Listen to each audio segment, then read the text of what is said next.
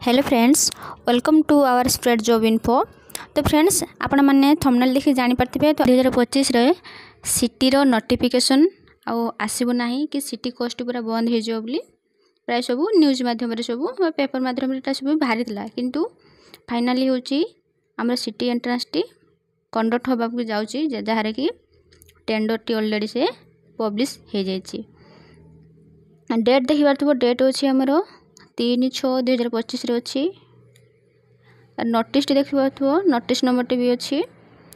तो आमर एटा होची जो सिटी कोस्ट टी अछि सेटा हमर टेंडर जो मन जो कंडक्ट करबे एग्जाम, तो तांकर टेंडर रिलीज करबा तांकर डेट अछि हमर 5/6/2025 रे अछि।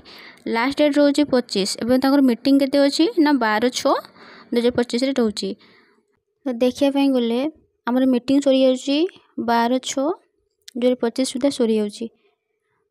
जदि जून डे तार पब्लिश होची टेंडर धरचंदी समस्त जून डे, मे बी जून लास्ट किंबा जुलाई रे हमर रहउची नोटिफिकेशन आसी जिवो जो सिटी रे, ठीक अछि।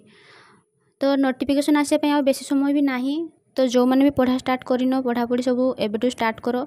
तुम पाखरे अल्प दिन रही कहीं नोटिफिकेशन बाहरी कि अप्लाई चलो से 15 मास दिन सरी गला पर एग्जाम स्टार्ट हो एबे तुम जो सिटी एंट्रेंस सिलेबस अच्छी कवर कर पढ़ापढ़ी कर पढ़ापढ़ी कर बेसी दिन ना फॉर्म टी को अप्लाई करने, ठीक अच्छे।